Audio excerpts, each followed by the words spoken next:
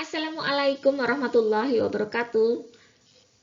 Sobat Rini Channel Education, semoga semakin hari semakin bersemangat untuk beredukasi. Seleksi kompetensi dasar SKD, TKD, baik untuk P3K maupun CPNS yang terdiri dari tes karakteristik pribadi, tes intelijensia umum, dan tes wawasan kebangsaan. Di video kali ini kita akan fokus pada tes wawasan kebangsaan atau TWK 01 yang di dalamnya memuat tentang materi Pancasila, Undang-Undang Dasar 1945, Bhinneka Tunggal Ika, dan yang keempat adalah demokrasi. Nah, tentunya Anda harus melengkapi pengalaman belajar Anda dengan mengklik link-link materi lainnya pada keterangan yang ada di deskripsi video ini. Saksikan semua videonya untuk pengalaman belajar Anda dalam rangka persiapan seleksi tes ASN. Semoga Anda adalah bagian dari ASN yang diterima dan diangkat di tahun ini.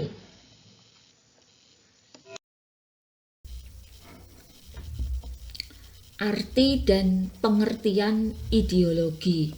Arti kata ideologi berasal dari kata idea dan logos. Idea artinya pemikiran, konsep atau gagasan, logos artinya pengetahuan. Sehingga pengertian ideologi secara sederhana, ideologi berarti pengetahuan tentang ide, keyakinan atau gagasan.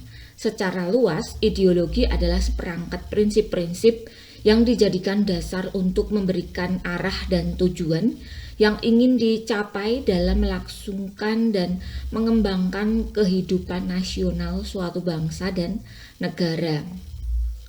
Dasar dan ideologi negara Republik Indonesia. 1.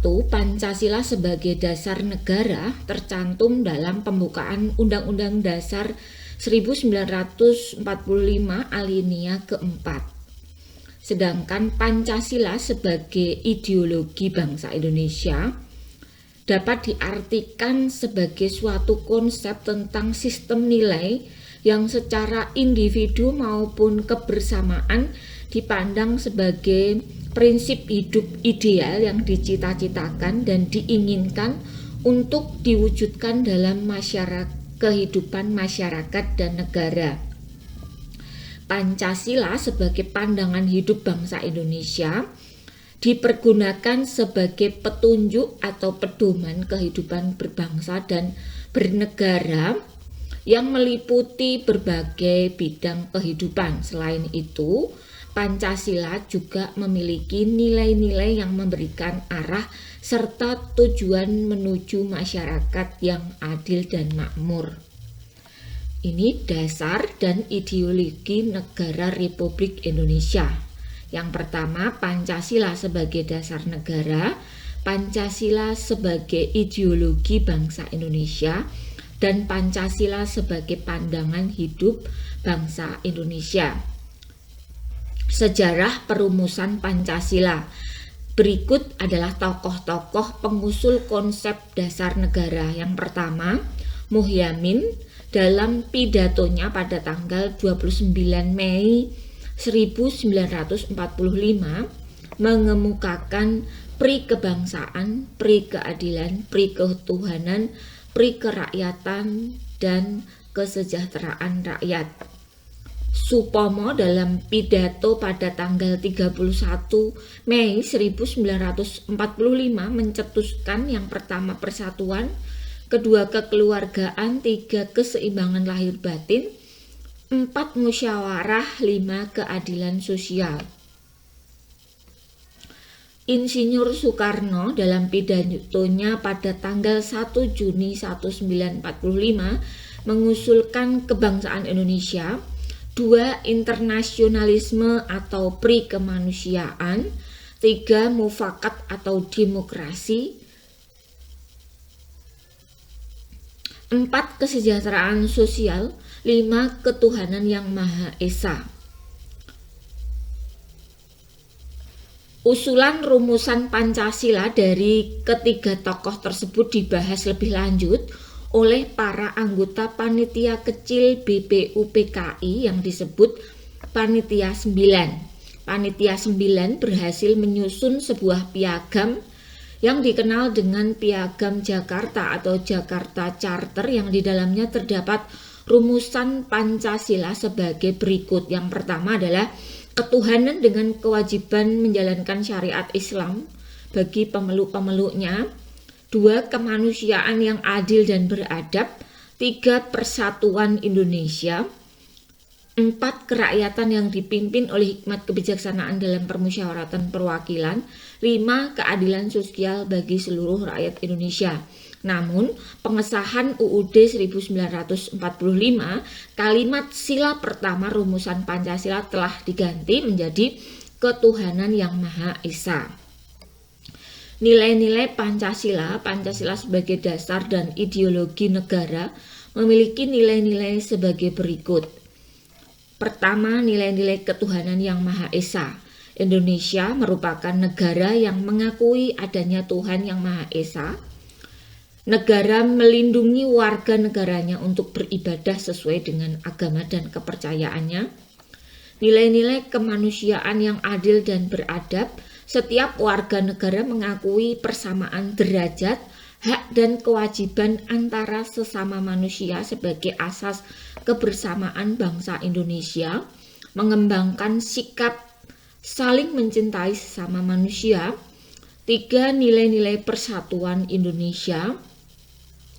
Setiap warga negara mengutamakan persatuan, kesatuan, kepentingan, dan keselamatan bangsa dan negara di atas kepentingan pribadi dan golongan, sanggup dan rela berkorban untuk kepentingan bangsa dan negara. Nilai-nilai kerakyatan yang dipimpin oleh hikmat kebijaksanaan dalam permusyawaratan perwakilan. A. Selalu mengutamakan musyawarah mufakat dalam menyelesaikan suatu persoalan. B. Menghormati dan menjunjung tinggi setiap keputusan yang dicapai sebagai hasil musyawarah. 5. Nilai-nilai keadilan sosial bagi seluruh rakyat Indonesia. A. Seluruh warga negara bersama-sama menciptakan keadilan sosial dalam kehidupan bermasyarakat, memupuk sikap saling menghormati dan bersikap adil antara sesama manusia. E. Perbandingan ideologi. Ada 3 perbandingan ideologi. Yang pertama komunisme, liberalisme, dan Pancasila. Dan kenapa kita memilih Pancasila sebagai ideologi? Yang pertama, dalam komunisme HAM diabaikan, dalam liberalisme HAM dijunjung tinggi secara mutlak, sedangkan dalam Pancasila HAM dilindungi tanpa melupakan kewajiban dasarnya. Kemudian komunisme menolak nasionalisme. Dalam liberalisme, nasionalisme diabaikan. Pancasila itu menjunjung nilai nasionalisme. Kemudian yang ketiga, komunisme keputusan di tangan pimpinan partai. Untuk liberalisme, keputusan melalui suara terbanyak atau voting. Dalam Pancasila, keputusan melalui musyawarah mufakat. Apabila tidak tercapai musyawarah mufakat, maka diadakan pemungutan suara. Kemudian dalam komunisme, dominasi dilakukan oleh partai. Dalam liberalisme didominasi mayoritas, sedangkan dalam Pancasila tidak ada dominasi. Kemudian dalam komunisme itu tidak ada oposisi, sedangkan dalam liberalisme ada oposisi. Kemudian untuk Pancasila ada oposisi dengan alasan sebagai penyeimbang. Jadi oposisi dalam Pancasila itu digunakan sebagai penyeimbang. Kemudian dalam komunisme tidak ada perbedaan pendapat. Dalam liberalisme ada perbedaan pendapat. Dalam Pancasila ada perbedaan pendapat dan juga itu dihargai. Kemudian komunisme itu kepentingannya adalah kepentingan negara, sedangkan liberalisme adalah kepentingan mayoritas, sedangkan dalam Pancasila kepentingannya harus mengutamakan kepentingan untuk seluruh rakyat Indonesia. Sikap positif kita terhadap Pancasila. Berikut adalah sikap positif kita terhadap Pancasila. Yang pertama, sikap positif Pancasila dalam kehidupan positif. A. Mengemukakan pendapat secara bebas dan bertanggung jawab. Jadi meskipun bebas, kita harus bertanggung jawab. B. Menjalankan pemerintahan secara jujur dan konsekuen. 2. Sikap positif terhadap Pancasila dalam kehidupan ekonomi. A. Memanfaatkan sumber daya alam secara baik. 3. Sikap positif terhadap Pancasila dalam kehidupan lokal, ya. Menghormati dan menghargai sesama manusia tanpa melihat asal-usul, agama, ras, dan latar belakang kehidupannya. Bersikap adil dan tidak mengambil hak orang lain.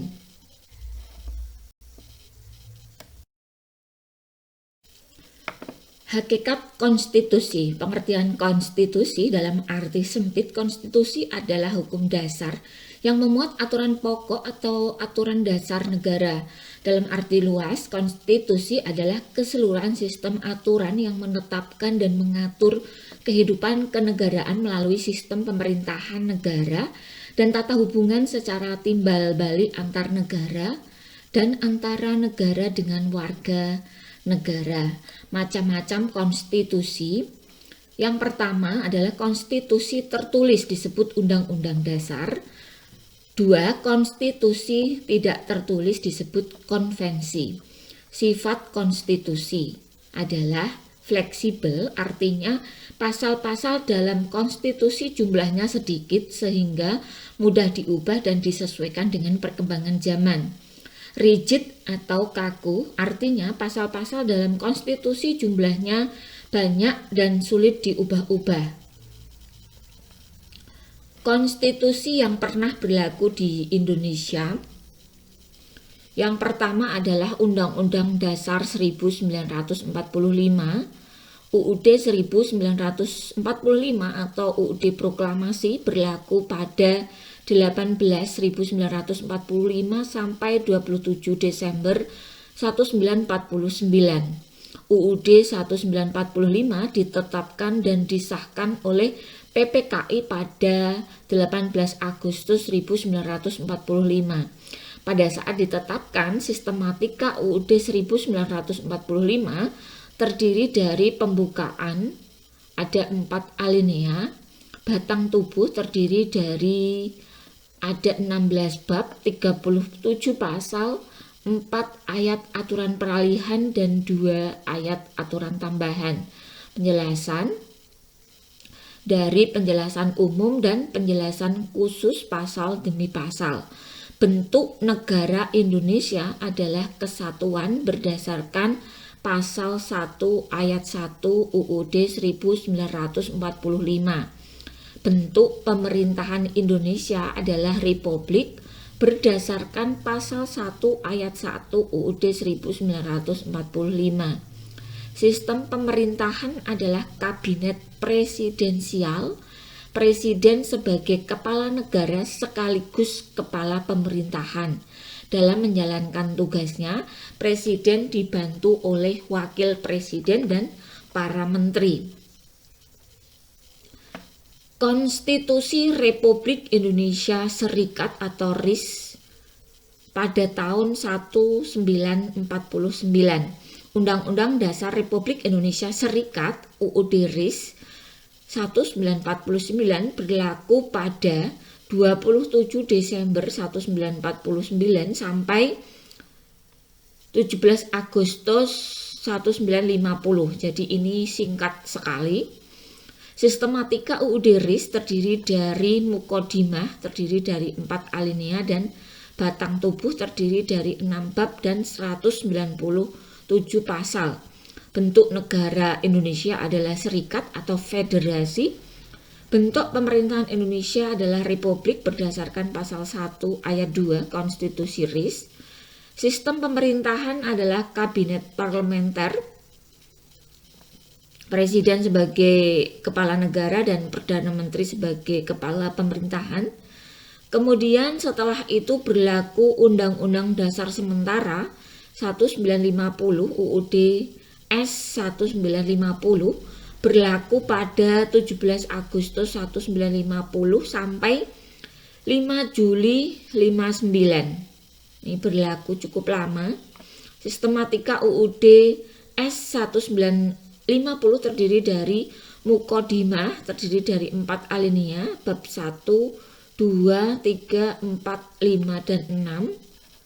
Ya, bentuk negara Indonesia adalah kesatuan berdasarkan pasal 1 ayat 1 UUD S 1950. Bentuk pemerintahan Indonesia adalah republik berdasarkan pasal 1 ayat 1 dan Mukodimah alinea 4 UUD S 1950.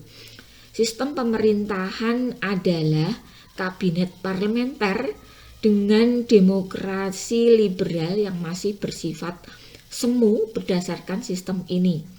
DPR dapat membubarkan kabinet, sedangkan presiden memiliki kedudukan yang kuat dan dapat membubarkan DPR. Selanjutnya adalah UUD 1945 hasil dekret presiden.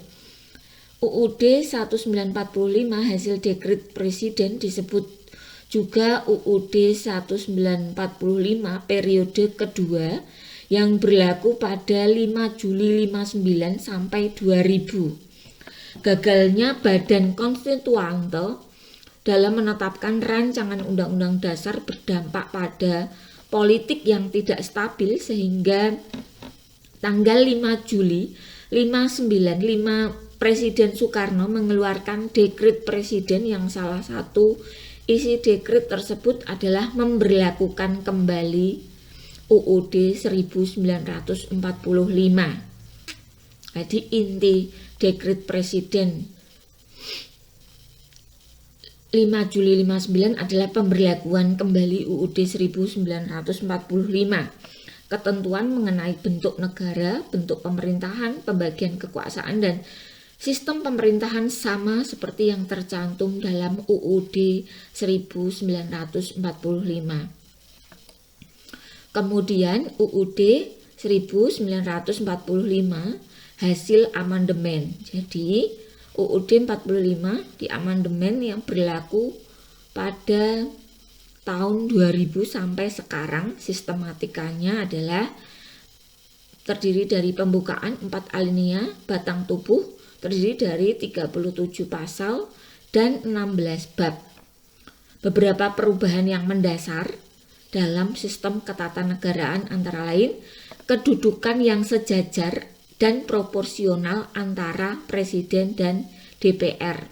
Jadi UUD hasil amandemen ya yang berlaku tahun 2000 sampai sekarang. Perubahannya adalah kedudukan yang sejajar dan proporsional antara presiden dan DPR.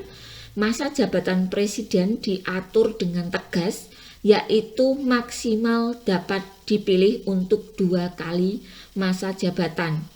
Dilaksanakannya otonomi daerah.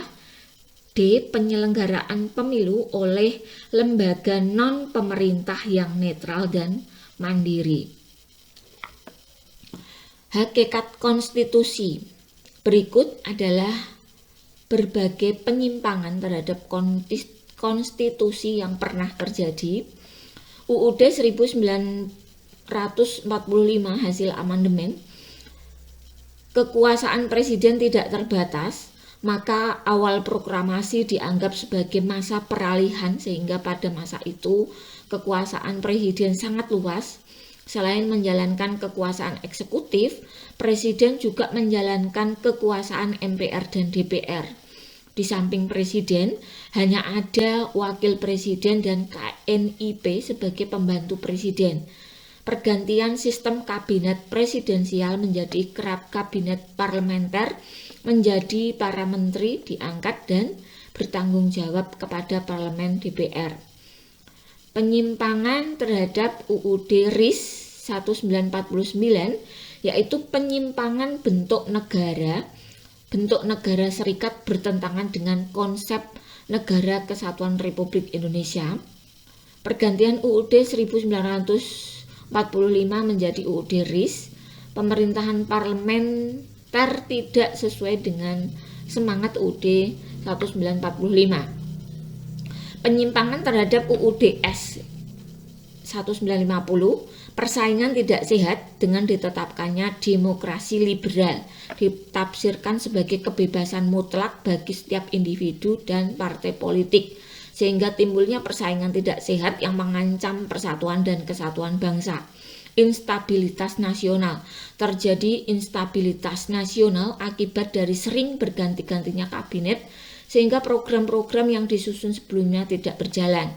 Selanjutnya, penyimpangan terhadap UUD 1945 pada periode 1959 sampai 65 ya, Orde Lama. Presiden membubarkan DPR karena tidak menyetujui RAPBN yang diusulkan pemerintah. Penetapan pidato presiden yang berjudul Penemuan Kembali Revolusi Kita, Manifesto Politik Republik Indonesia, Manipol, menjadi GBHN yang bersifat tetap oleh MPRS. Pengangkatan presiden seumur hidup, rangkap jabatan, pimpinan lembaga tinggi dan tertinggi negara diangkat sebagai menteri negara, kekuasaan presiden tidak terbatas, tidak berjalannya hak budget DPR karena pemerintah tidak mengajukan rancangan undang-undang APBN untuk mendapatkan persetujuan DPR. Kemudian penyimpangan terhadap UUD pada periode 1965 sampai 1998 oleh Orde Baru. Yang pertama, sistem demokrasi yang dijalankan bersifat feodalisme, pembatasan aspirasi, ekonomi kerakyatan tidak berjalan, kerakyatan berubah menjadi ekonomi kapitalis, monopoli oleh negara berubah menjadi monopoli oleh keluarga, supremasi hukum tidak berjalan, berubah menjadi supremasi kekuasaan presiden, lembaga legislatif tidak berjalan, ya. Kemudian bermunculnya korupsi, kolusi, dan nepotisme. Amandemen UUD 1945. Amandemen adalah penambahan atau perubahan pada konstitusi yang merupakan bagian yang tidak terpisahkan dari naskah aslinya. Kesepakatan dasar dalam mengamandemen 1945 UUD 1945 A. Tidak mengubah pembukaan UUD 1945. B. Tetap mempertahankan bentuk nyata Negara Kesatuan Republik Indonesia, tetap mempertahankan sistem presidensial. Penjelasan UUD 1945 yang bersifat normatif dimasukkan ke dalam pasal-pasal. Perubahan dilakukan secara adendum. Tujuan amandemen UUD 1945 memenuhi tuntutan-tuntutan reformasi untuk merevisi ulang UUD 1945 agar isi UUD 1945 lebih jelas setelah diamandemen. Perbaikan dan perubahan amandemen UUD 1945 yang dimaksud adalah adanya pembatasan-pembatasan atas kekuasaan Presiden Republik Indonesia. B. Memperkuat dan menegaskan kembali peran kekuasaan legislatif di Indonesia. Mencantumkan hak asasi manusia Indonesia, menegaskan kembali hak dan kewajiban negara ataupun warga negara, otonomi daerah dan hak-hak rakyat di daerah. Pembaharuan lembaga-lembaga negara sehingga tidak lagi ada istilah lembaga tertinggi negara dan lembaga tinggi negara. Tahap-tahap amandemen UUD 1945 tahap pertama diputuskan dalam sidang MPR pada 19 Oktober 1999. menyangkut 5 persoalan pokok. Yang pertama, perubahan tentang lembaga pemegang kekuasaan membuat undang-undang, perubahan masa jabatan presiden, perubahan tentang hak prerogatif presiden, perubahan tentang fungsi menteri, perubahan redaksional. 9 pasal yang diamandemen adalah pasal 5, 7, 9, 13, 14, 15, 17, 20, dan 21. Tahap kedua diputuskan dalam sidang MPR pada 18 Agustus 2000 menyangkut 9 persoalan pengaturan mengenai A. Wilayah negara, hak-hak asasi manusia, DPR, pemerintah daerah, pertahanan dan keamanan, lembaga negara, lagu kebangsaan.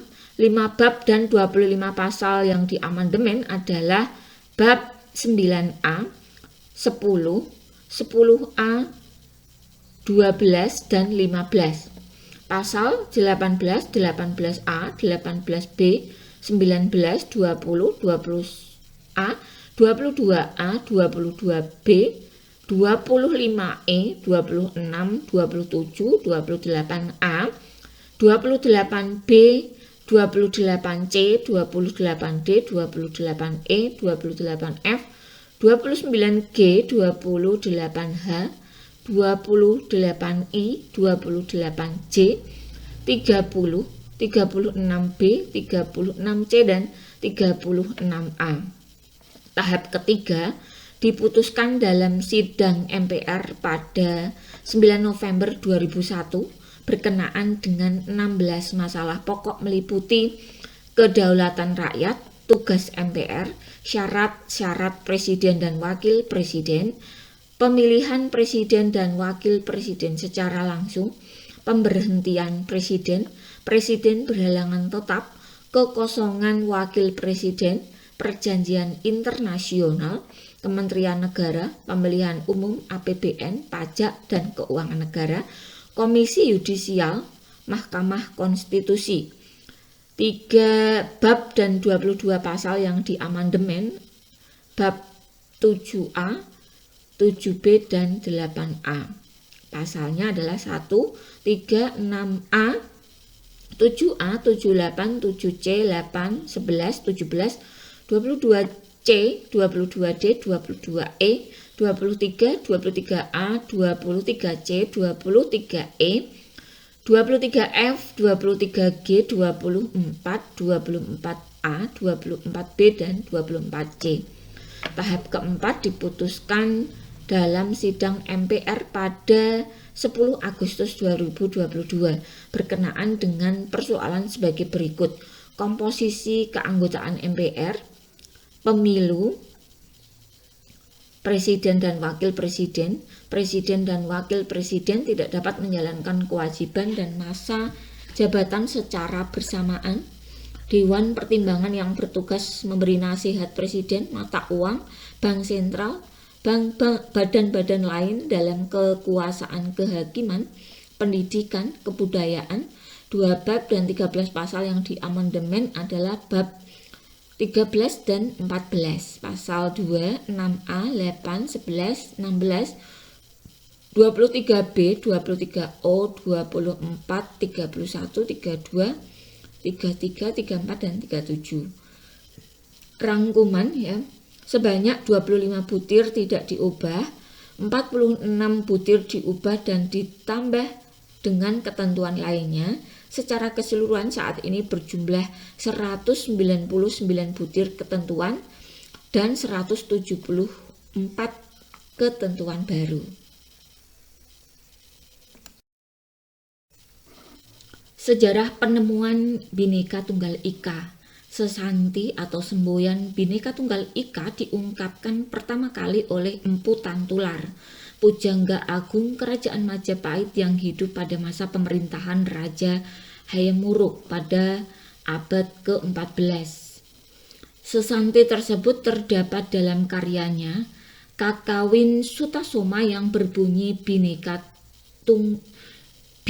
Ika Tunggal Ika, Tanhana Dharma Mangwa yang artinya berbeda-beda, tak ada pengabdian yang mendua. Kutipan tersebut berasal dari Pupuh 139 bait 5 Kekawin Sutasoma, semboyan yang kemudian dijadikan prinsip dalam kehidupan dalam pemerintahan Kerajaan Majapahit itu mengantisipasi adanya keanekaragaman agama yang dipeluk oleh rakyat Majapahit pada waktu itu.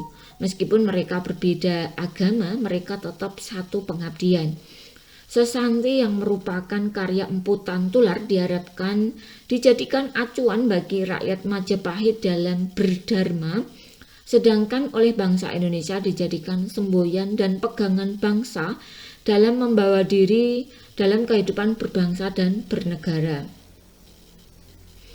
Landasan hukum Bhinneka Tunggal Ika.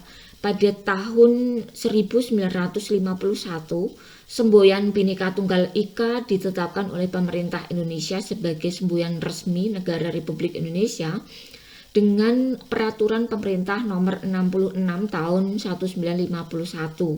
Peraturan pemerintah nomor 66 tahun 1951 menyatakan bahwa sejak 17 Agustus 1950, Bhinneka Tunggal Ika sebagai semboyan yang terdapat dalam lambang negara Republik Indonesia, Garuda Pancasila, kata Bhina Ika kemudian dirangkai menjadi satu kata Bhinneka. Pada perubahan UUD 1945 yang kedua, Bhinneka Tunggal Ika dikukuhkan sebagai semboyan resmi yang terdapat dalam lambang negara dan tercantum dalam pasal 36A UUD 1945. Seperti halnya Pancasila, istilah Bhinneka Tunggal Ika juga tidak tertera dalam UUD 1945 asli, namun esensinya terdapat di dalamnya. Sebagai contoh, Majelis Permusyawaratan Rakyat sebagai penjelmaan seluruh rakyat Indonesia terdiri atas anggota-anggota Dewan Perwakilan Rakyat ditambah dengan utusan-utusan dari daerah-daerah dan golongan-golongan. Penjelasan UUD 1945 menyatakan di daerah yang bersifat otonom akan diadakan badan perwakilan daerah. Oleh karena di daerah pun pemerintahan akan bersendi atas dasar permusyawaratan. Dalam teritori negara Indonesia terdapat lebih kurang 250 Zelfbestuurende, Janskapen dan Volksgemeenschappen. Daerah-daerah itu mempunyai susunan asli dan oleh karenanya dapat dianggap sebagai daerah yang bersifat istimewa. Makna dari contoh di atas adalah dalam menyelenggarakan kehidupan kenegaraan, yaitu ditampung keanekaragaman atau kemajemukan bangsa dalam satu wadah, yaitu Negara Kesatuan Republik Indonesia. Lambang Negara Indonesia. Dalam Konstitusi RIS dan UUD S 1950, pasal 3 ayat 3 menentukan perlunya ditetapkan lambang negara oleh pemerintah. Sebagai tindak lanjut dari pasal tersebut, terbit Peraturan Pemerintah nomor 66 tahun 1951 tentang lambang negara. Baru setelah diadakan amandemen UUD 1945, dalam pasal 36A menyebut bahwa lambang negara ialah Garuda Pancasila dengan semboyan Bhinneka Tunggal Ika.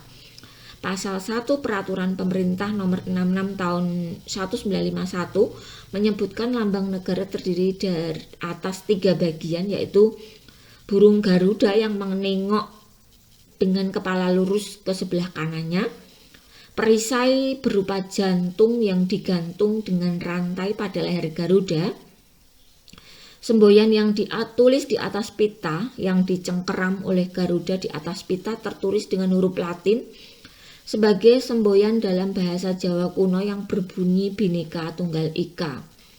Bhinneka Tunggal Ika tidak dapat dipisahkan dari Hari Kemerdekaan Bangsa Indonesia dan dasar negara Pancasila. Hal ini sesuai dengan komponen yang terdapat dalam lambang negara Indonesia. konsep dasar Bhinneka Tunggal Ika. Bhinneka Tunggal Ika ini merupakan semboyan yang merupakan kesepakatan bangsa yang ditetapkan dalam UUD-nya. Oleh karena itu, untuk dapat dijadikan acuan secara tepat dalam hidup berbangsa dan bernegara, makna Bhinneka Tunggal Ika perlu dipahami secara tepat dan benar untuk selanjutnya dipahami cara untuk mengimplementasikan secara tepat dan benar pula. Dalam menerapkan Bhinneka Tunggal Ika di kehidupan bangsa Indonesia, perlu mengacu pada prinsip yang terkandung dalam pembukaan UUD 1945, yaitu mengutamakan kepentingan bangsa, bukan kepentingan individu. Berikut ini adalah pembukaan UUD 1945. Sesungguhnya kemerdekaan itu ialah hak segala bangsa. Kemerdekaan yang dinyatakan oleh bangsa Indonesia supaya rakyat dapat berkehidupan kebangsaan yang bebas. Salah satu misi negara Indonesia untuk mencerdaskan kehidupan bangsa. Salah satu dasar negara Indonesia adalah Persatuan Indonesia yang merupakan wawasan kebangsaan. Ingin diwujudkan dengan berdirinya negara Indonesia yang berkeadilan sosial bagi seluruh rakyat Indonesia. Dari isi dalam pembukaan 1945 tersebut jelas bahwa prinsip kebangsaan mewarnai kehidupan berbangsa dan bernegara bagi bangsa Indonesia. Istilah individu atau konsep individualisme tidak terdapat dalam pembukaan UUD 1945. Dengan kata lain, Bhinneka Tunggal Ika yang diterapkan di Indonesia tidak berdasar pada individualisme dan liberalisme. Prinsip Bhinneka Tunggal Ika. Prinsip Bhinneka Tunggal Ika yaitu azas yang mengakui adanya kemajemukan bangsa dilihat dari segi agama, keyakinan, suku bangsa, adat, budaya, keadaan daerah, dan ras. Beberapa cara menyikapi kemajemukan diantaranya adalah kemajemukan dihormati dan dihargai serta didudukkan dalam suatu prinsip yang dapat mengikat keanekaragaman tersebut dalam kesatuan yang kokoh. Kemajemukan bukan dikembangkan dan didorong menjadi faktor pemecah bangsa, tetapi kekuatan yang dimiliki oleh masing-masing komponen bangsa. Kemajemukan diikat secara sinergi menjadi kekuatan yang luar biasa untuk dimanfaatkan dalam menghadapi segala tantangan dan persoalan bangsa. Paham Bhinneka Tunggal Ika. Paham Bhinneka Tunggal Ika oleh Insinyur Suyanto disebut sebagai paham tantularisme, bukan paham sinkretisme. Paham Bhinneka Tunggal Ika dicoba untuk mengembangkan konsep baru dari unsur asli dengan unsur dari luar. Contoh, adat istiadat tetap diakui eksistensinya dalam negara kesatuan Republik Indonesia yang berwawasan kebangsaan. Prinsip-prinsip yang terkandung dalam Bhinneka Tunggal Ika, yang pertama yaitu toleransi.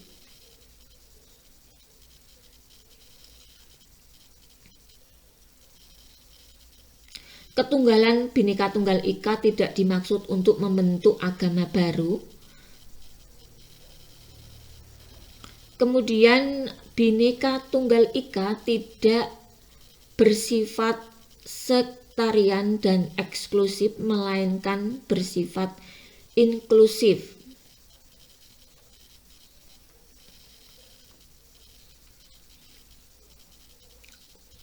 Bhinneka Tunggal Ika bersifat inklusif, artinya golongan mayoritas dalam hidup berbangsa dan bernegara tidak memaksakan kehendaknya pada golongan minoritas.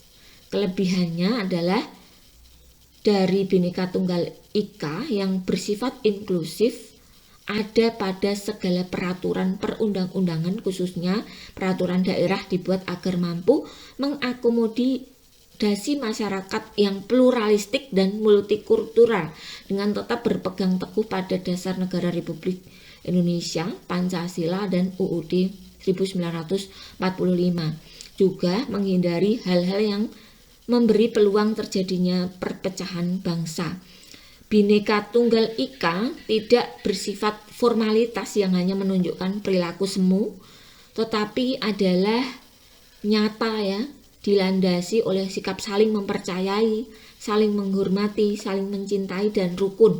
Hanya dengan cara demikian keanekaragaman ini bisa dipersatukan. 4. Bhinneka Tunggal Ika bersifat konvergen atau tidak divergen, artinya tidak dibesar-besarkan melainkan dicari titik temu dalam kesepakatan bersama. Kesepakatan tersebut akan terwujud jika dilandasi sikap toleran, non-sektarian, inklusif, akomodatif, dan rukun. Bhinneka Tunggal Ika bersifat terbuka, koeksistensi, damai, dan kebersamaan, kesetaraan ya, musyawarah disertai dengan penghargaan terhadap pihak lain yang berbeda, menghargai perbedaan. Penerapan Bhinneka Tunggal Ika dalam kehidupan berbangsa dan bernegara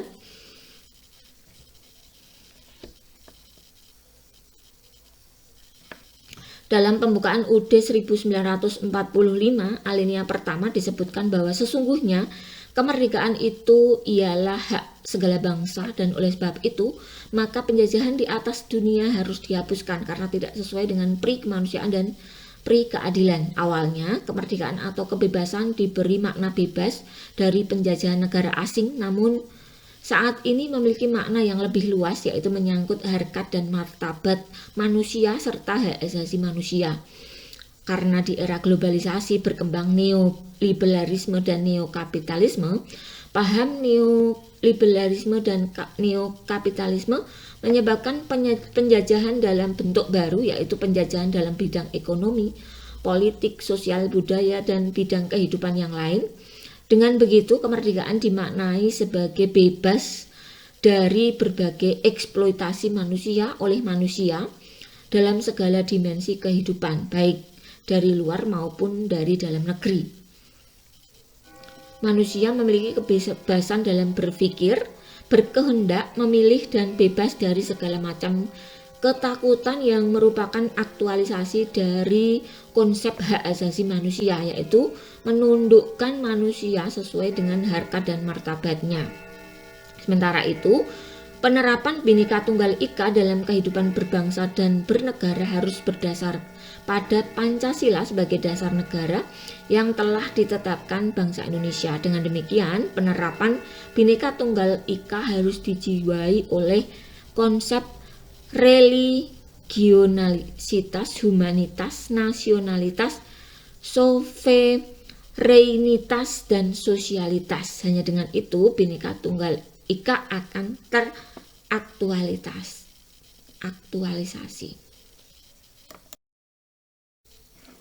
Hakikat demokrasi. Arti kata demokrasi berasal dari bahasa Yunani, yaitu demos dan kratos. Demos artinya rakyat, kratos artinya pemerintahan.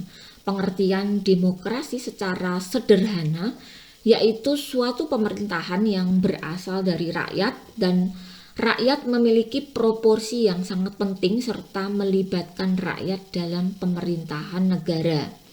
Sejarah perkembangan demokrasi. Sistem demokrasi pertama kali diterapkan di polis-polis atau negara-negara kota Yunani kuno dengan bentuk demokrasi langsung.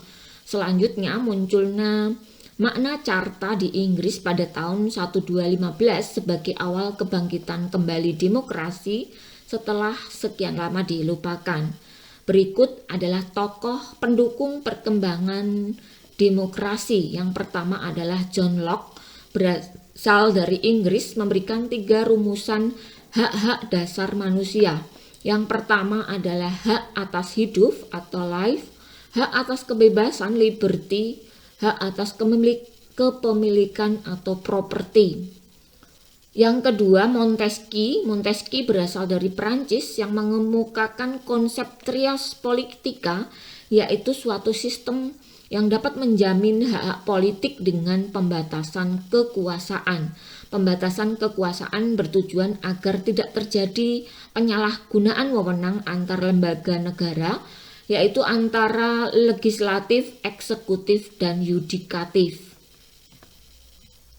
Prinsip-prinsip demokrasi. Yang pertama, pemerintahan berdasarkan konstitusi, pemilihan umum yang bebas, jujur, dan adil, terjaminnya hak asasi manusia, persamaan kedudukan di hadapan hukum, peradilan yang bebas dan tidak memihak, keterlibatan warga negara dalam pembuatan keputusan publik atau public policy, kebebasan berserikat atau berorganisasi dan mengeluarkan pendapat, kebebasan pers atau media massa.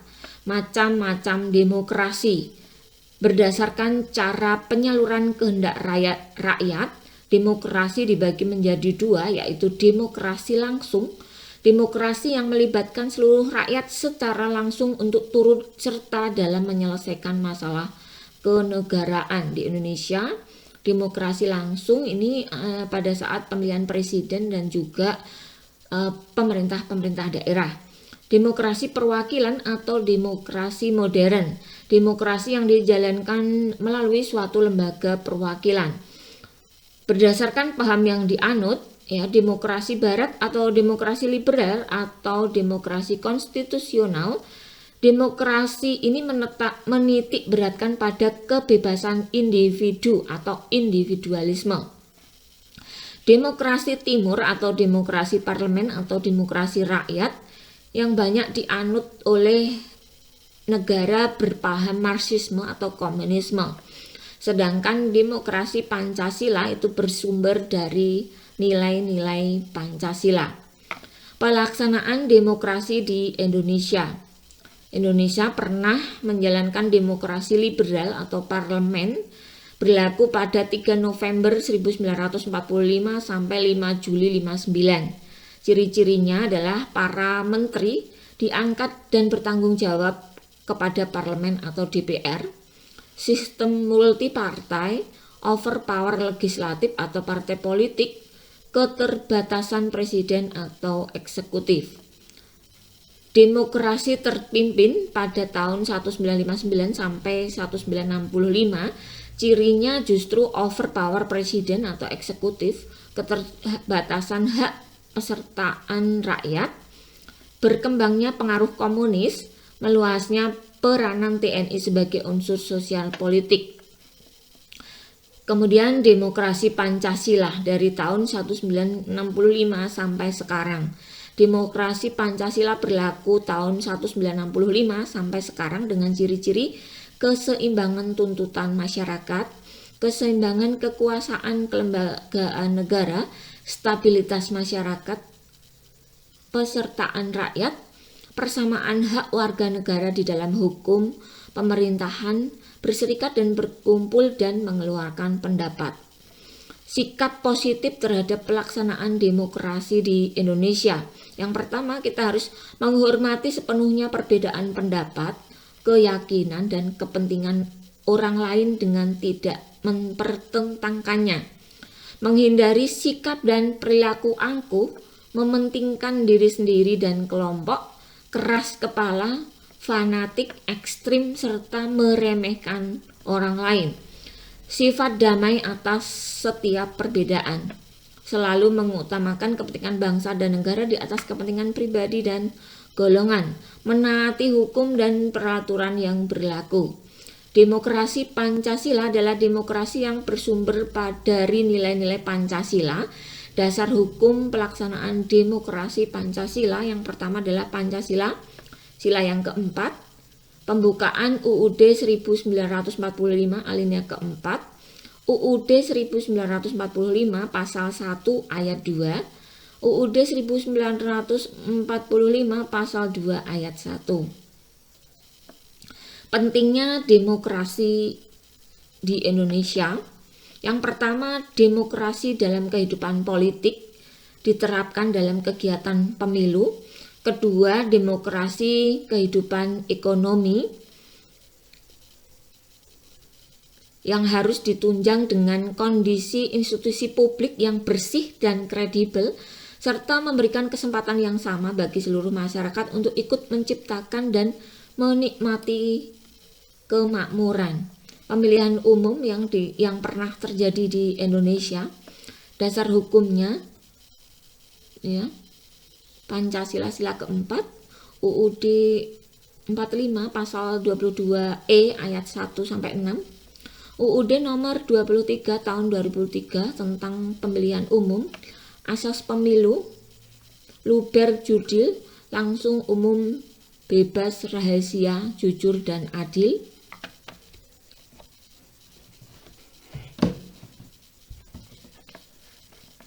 Tujuan pemilu: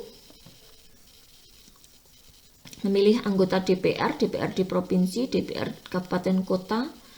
Pesertanya adalah parpol. Memilih anggota DPD, pesertanya adalah perseorangan. Memilih presiden dan wakil presiden, pesertanya adalah pasangan yang dicalonkan partai atau gabungan partai politik. Penyelenggaraan pemilu: sebuah badan independen, yaitu Komisi Pemilihan Umum atau KPU. Sistem pemilu adalah distrik dan proporsional. Distrik artinya sistemnya adalah pemilihan dikelompokkan ke dalam distrik-distrik yang ditentukan berdasarkan jumlah penduduk yang ada. Proporsional artinya sistemnya menekankan pada perbandingan perolehan wakil dengan perolehan dukungan suara.